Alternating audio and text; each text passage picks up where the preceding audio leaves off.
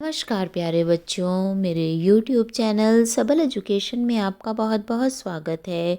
हमने अपनी पिछली वीडियो में आपको आपके गद्य खंड के पाठ लखनवी अंदाज को समझाया था। पाठ के गद्यांशों पर आधारित प्रश्नोत्तरों को भी आपको समझाया था और अभ्यास के जितने भी आपके प्रश्न हैं उनके उत्तर भी आपको बताए थे। आज हम इस वीडियो में इसी पाठ के कुछ एक्स्ट्रा क्वेश्चन जो आपके एग्ज़ाम के लिए बहुत ही इम्पॉर्टेंट हैं और आपसे पूछे जा सकते हैं उनके बारे में आपको बताने जा रहे हैं। ये अगर आप इन सभी प्रश्नों को अच्छे से तैयार कर लेते हैं तो एग्ज़ाम में आप सभी प्रश्नों का उत्तर बड़ी आसानी से दे पाएंगे। तो अब हम इन इम्पॉर्टेंट जो 15 क्वेश्चन मैंने आपके लिए निकाले हैं उनके बारे में पढ़ते हैं। पहला प्रश्न है, लेखक और नवाब साहब ने सेकंड क्लास के दर्जे में यात्रा क्यों की होगी। तो सेकंड क्लास में यात्रा करने के दोनों के कारण अलग अलग थे। लेखक अपनी नई कहानी के बारे में सोचना चाहता था। वह खिड़की के पास बैठकर प्राकृतिक दृश्य देखना चाहता था। उसे विश्वास था कि सेकंड क्लास का डिब्बा खाली होगा। नवाब साहब अकेले में यात्रा कर सकने के अनुमान में किफ़ायत के विचार से सेकंड क्लास का टिकट खरीदा होगा। तो दोनों का अलग अलग सोचना था। लेखक किसी अलग कारण से उस डिब्बे में चढ़ा और नवाब साहब किसी अलग कारण से सेकंड क्लास के दर्जे में यात्रा कर रहे थे। अगला प्रश्न है, लखनवी अंदाज कहानी में क्या साबित करने का प्रयास किया गया है। मतलब लखनवी अंदाज कहानी के द्वारा लेखक क्या बताना चाहता है। तो लखनवी अंदाज कहानी एक व्यंग है। इसे यह साबित करने के लिए लिखा गया है कि नई कहानी तो बिना विचार, घटना और पात्रों के भी लिखी जा सकती है। इस कहानी में यशपाल उस पतनशील सामंती वर्ग पर कटाक्ष करता है जो एक बनावटी जीवन शैली के आदी हो चुके हैं। आज के समय में भी ऐसी परजीवी संस्कृति को देखा जा सकता है। तो नवाब साहब के माध्यम से लेखक ये बताना चाह रहा है कि आज जब नवाबी सामंती राज हमारे देश में ख़त्म हो चुका है, लोकतंत्र की स्थापना हो गई है, लेकिन अभी भी जो राजा महाराजाओं के ख़ानदान से संबंध रखने वाले लोग हैं, झूठी शान उनमें अभी भी है। अपनी झूठी शान दिखाने से वो लोग बाज नहीं आते हैं और उसी तरह का प्रसंग एक नवाब के द्वारा लेखक ने हमारे सामने इस कहानी में प्रस्तुत किया है। अगला प्रश्न है, लखनवी अंदाज कहानी का व्यंग स्पष्ट कीजिए। तो लेखक लखनवी अंदाज शीर्षक कहानी में ये व्यंग करता है कि नई कहानी के नाम पर जो लिखा जा रहा है उसमें ना विचार है, ना घटनाएं, ना पात्र।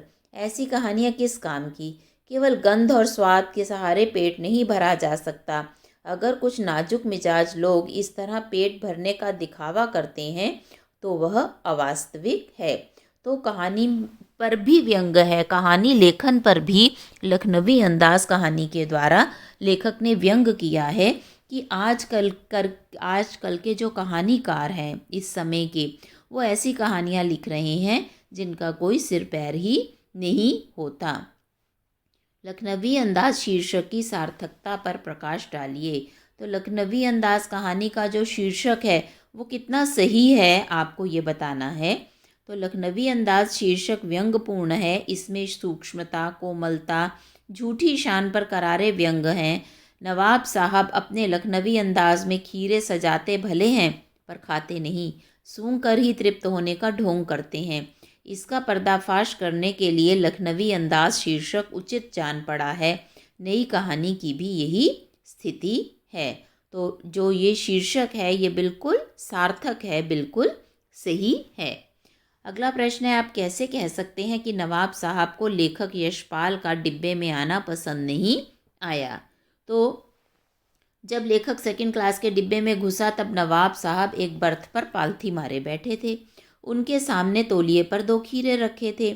डिब्बे में लेखक के कूद आने से नवाब साहब की आंखों में एकांत चिंतन में विघन का असंतोष दिखाई दिया, मानो उनके एकांत में विघन पड़ गया। इससे हम कह सकते हैं कि नवाब साहब को लेखक का डिब्बे में आना पसंद नहीं आया, क्योंकि नवाब साहब को लग रहा था डिब्बे में वो ही अकेले सफ़र कर रहे हैं। लेकिन जब लेखक कूदकर डिब्बे में आ गया तो नवाब साहब के अकेलेपन में खलल पड़ गया। इस वजह से उन्होंने लेखक से बात करने के लिए भी कोई उत्सुकता नहीं दिखाई। नेक्स्ट है, नवाब साहब ने खीरों को सूंघा और खिड़की से बाहर फेंक दिया। नवाब साहब के इस व्यवहार को आप उचित या अनुचित कैसे ठहराएंगे? तो हम इस व्यवहार को अनुचित ठहराएंगे। ठीक नहीं है ये व्यवहार। हमारी दृष्टि में खाने की चीज़ों का इस तरह से बर्बादी उनकी नहीं करनी चाहिए, खाने की चीज़ों का अपमान नहीं करना चाहिए। तो नवाब साहब ने जो खीरों को बाहर फेंका खिड़की से, वह ठीक नहीं था। नेक्स्ट है, लखनवी का अंदाज का पाठ के आधार पर बताइए कि लेखक ने यात्रा करने के लिए सेकंड क्लास का टिकट क्यों खरीदा? तो बच्चों, एक तो वो भीड़ भाड़ से बचना चाहता था, दूसरा अकेला खिड़की के पास बैठकर प्राकृतिक दृश्य का आनंद लेना चाहता था और अपनी नई कहानी के बारे में भी सोचना चाहता था। कहानी की दृष्टि से लखनवी अंदाज में आपको क्या विशेषता दिखाई देती है? तो लखनवी अंदाज में रोचकता है, नवाब साहब का चरित्र चित्रण बहुत अच्छे से किया गया है और कहानी में व्यंग छिपा हुआ है। प्रश्न 9 है, नवाब ने अपनी नवाबी शान का परिचय किस प्रकार दिया? तो नवाब ने पहले तो ये सिद्ध किया अपनी वेशभूषा से कि वो एक विशिष्ट व्यक्ति है। फिर खीरे को जिस अंदाज में उन्होंने काटा, सजाया, फिर उनसे सूंघ कर फिर ढोंग किया कि उनका पेट सूंघने से ही भर गया है, और फिर उन खीरों को खिड़की से बाहर फेंका। तो ये सब चीज़ें नवाब साहब की नवाबियत के बारे में यहाँ बता रही थी। नवाब साहब को थकान क्यों महसूस हुई? तो खीरों को साफ करने में, बड़ी नज़ाकत से उन्हें काटने में, फिर उन्हें सूंघने में, फिर उन्हें खिड़की से बाहर फेंकने में, इतना काम उन्होंने किया और ऐसा उन्होंने शो किया, प्रकट किया कि वो अब बड़े थक गए हैं। क्यों? क्योंकि उन्हें काम करने की बिल्कुल आदत ही नहीं है। इस बात को वो जताना चाहते थे, बताना चाहते थे। तो इतना सा काम करने में ही उन्हें थकान महसूस होने लगी, क्योंकि वो ये दिखा रहे थे कि वो बहुत बड़े नवाब हैं। नवाब साहब ने खीरे की फांकों को खिड़की से बाहर क्यों फेंक दिया? अपनी रईसी दिखाने के लिए, अपनी अमीरी दिखाने के लिए और अपना नाजुकपन दिखाने के लिए कि हम खाते नहीं हैं, सिर्फ सूंघ कर ही हमारा पेट भर जाता है और हम इतने अमीर हैं कि हम खाना फेंकते हैं। हमें खाने अपने उन्होंने ये सारी नज़ाकत और नफासत का यहाँ पर ड्रामा किया और ऐसा दिखाया कि बस सूंघना ही उनके लिए काफ़ी है, सूंघने से ही उनका पेट भर जाता है। नवाब साहब की स्थिति देखकर और उनकी बातें सुनकर लेखक पर क्या प्रभाव पड़ा? तो उनकी बातें उनको देखकर और उनकी बातें सुनकर लेखक की आंखें खुल गईं। उन्होंने पहचाना कि ये सज्जन है नई कहानी के लेखक। लेखक ने सोचा कि जब खीरे को खाए बिना सुगंध से पेट भरा जा सकता है, तो फिर बिना किसी विचार के, घटना के या पात्र के भी कहानी लिखी जा सकती है। नेक्स्ट है, लखनवी अंदाज पाठ के नवाब साहब वास्तव में पतनशील सामंती वर्ग के जीते जागते उदाहरण है, टिप्पणी कीजिए। तो पतनशील सामंती वर्ग कौन सा है? राजा महाराजा जो अब समाप्त हो चुके हैं, अब उनका कोई अस्तित्व नहीं है, लेकिन अभी भी वो अपनी झूठी, बनावटी और दिखावटी जीवन को अभी भी जीते हैं, अपने आप को बहुत ऊंचे वर्ग का मानते हैं और उनका जीवन जो है वास्तविकता से बहुत ही परे है।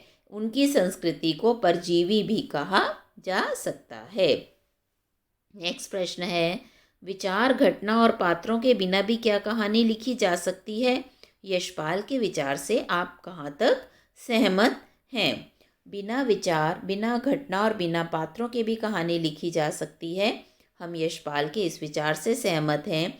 कई बार ऐसा होता है जब कोई बात स्वयं होती चली जाती है और बढ़ती चली जाती है, उसके विषय में हम पहले से कुछ नहीं सोचते, ना विचार करते हैं, यह बात बढ़ते बढ़ते कहानी का रूप ले लेती है। कई बार घटना ना होते हुए भी घट जाती है, एक मामूली सी बात भी कहानी का रूप ले लेती है। प्राय सीरियलों में ऐसा ही होता है। शुरू में कोई कहानी पूरी नहीं होती, पर धीरे धीरे उसकी कहानी में विकास होता चला जाता है। अगला और लास्ट प्रश्न है, लखनवी अंदाज कहानी का प्रतिपाद्य क्या है?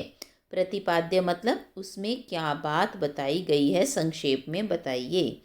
तो लखनवी अंदाज कहानी में यशपाल ने व्यंग के माध्यम से यह साबित करना चाहा है कि बिना कथ्य के कहानी नहीं लिखी जा सकती। एक स्वतंत्र रचना के रूप में इस कहानी को पढ़ा जा सकता है। इस कहानी में लेखक उस पतनशील सामंती वर्ग पर कटाक्ष करते हैं जो वास्तविकता से बेखबर एक बनावटी जीवन शैली के अभ्यस्त हैं। कहना ना होगा कि आज के समय में भी ऐसी परजीवी दूसरों के सहारे जीने वाली संस्कृति को देखा जा सकता है। तो लखनवी अंदाज कहानी एक व्यंग कथा है जिसमें लेखक ने सामंती प्रथा, नवाबी प्रथा, राज्य प्रथा ये सब समाप्त हो चुके हैं, लेकिन उनसे संबंध रखने वाले लोग आज भी उसी तरह से अपनी नज़ाकत दिखाते हैं, झूठी शान व शौकत दिखाते हैं, दूसरों के ऊपर अपना रोब दिखाते हैं, अपने आप को दूसरों से श्रेष्ठ बताते हैं। इन सब बातों को इस कहानी में यशपाल ने दिखाया है। तो बच्चों, ये 15 एक्स्ट्रा क्वेश्चन थे जो आपके पाठ से संबंधित हैं और आपसे एग्ज़ाम में पूछे जा सकते हैं। आप इन प्रश्नों को पढ़िए, इनके उत्तर समझिए। अगर आपका कोई प्रश्न है तो आप कमेंट बॉक्स में लिखिए, मैं उसका उत्तर देने की कोशिश करूँगी। वीडियो अच्छा लगे तो इसे अपने मित्रों और साथियों के साथ भी शेयर कीजिए। मेरे साथ बने रहने के लिए बहुत बहुत धन्यवाद।